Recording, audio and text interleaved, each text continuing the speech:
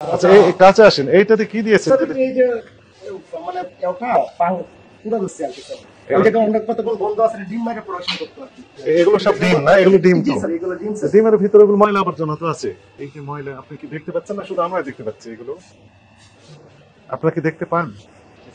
পেয়েছেন? পরিষ্কার আছে? আপনি খেতে পারবেন এগুলো?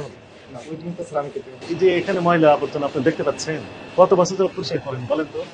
নিরাপদ খাদ্য নিশ্চিত করার জন্য যে স্টেপ গুলো নেওয়া দরকার সেগুলো নেননি কেন বলেন? যেভাবে আছে সেভাবে মনে হচ্ছে না যে আপনি পরিষ্কার করেন। না, এইগুলোতে কি আছে সেগুলো আমরা একটু দেখবো। স্টোর রুম তাই না? আচ্ছা, এখানে আপনি কি দুর্গন্ধ পাচ্ছেন? একটু দুর্গন্ধ লাগে না? লাগে। এগুলোতে কি আছে?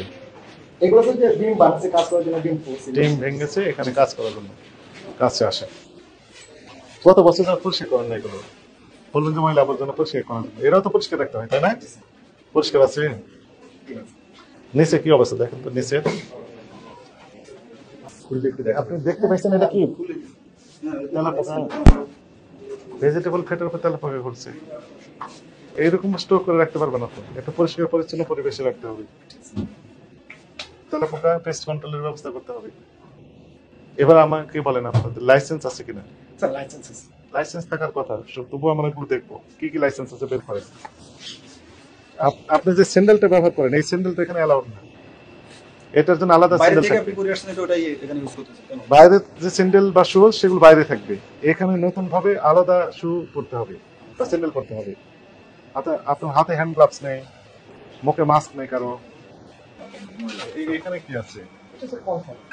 যেহেতু মেয়াদ শেষ হয়ে গেছে অনেক আগে, গত মাসে 21 তারিখে মেয়াদ শেষ। দেখেছেন কেন তাহলে? আপনার ঠিকানা খিলক্ষেত ঢাকা, খিলক্ষেত ঢাকা এইটুকু লিখলে আপনার চিঠি পেয়ে যাবেন। হোল্ডিং নাম্বার সহ দিতে হবে। শুধু খিলক্ষেত ঢাকা, এটা এটা হবে বলেন?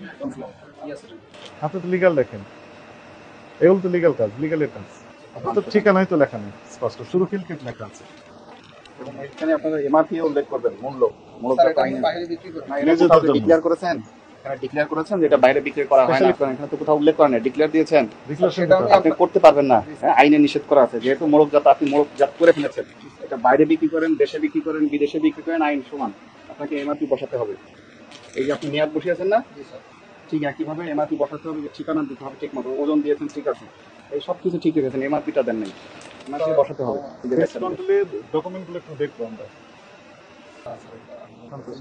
তাহলে আপনার করণীয়টা কি আপনি এখন বলেন? চেষ্টা করলে হবে না, নিরাপদ খাদ্য নিশ্চিত করার জন্য যা যা করণীয় সেটি যদি করতে পারেন তাহলে আপনাকে আমরা সুযোগ দিতে পারি। আর যদি না পারেন চেষ্টা করবেন এই কথা বলে আমরা সুযোগ দেবো না। এখানে এই খাদ্যের ক্ষেত্রে, ওষুধের ক্ষেত্রে কোনো রকমের কম্প্রোমাইজ নেই। বিএসটিআই থেকে লাইসেন্স নিয়েছেন, লাইসেন্সের শর্তাবলী পড়বেন এবং বিডিএস, প্রত্যেকটা প্রোডাক্টের জন্য আলাদা বিডিএস আছে, ওই বাংলাদেশ স্ট্যান্ডার্ড বিএসটিআই এর কাছে আছে। এটাও আপনি পড়ালেখা করবেন এবং আপনি শুধু নিজে পড়লে হবে না, আপনার স্টাফ যারা আছেন এনাদেরকে সময় সময় ব্রিফ করতে হবে। এগুলো ট্রেনিং। আমরা যে ভোক্তা সংরক্ষণ আইন 2009 একটি ধারায় আমরা আপনাকে সতর্কতামূলকভাবে 1 লক্ষ টাকা জরিমানা আরোপ করা হলো।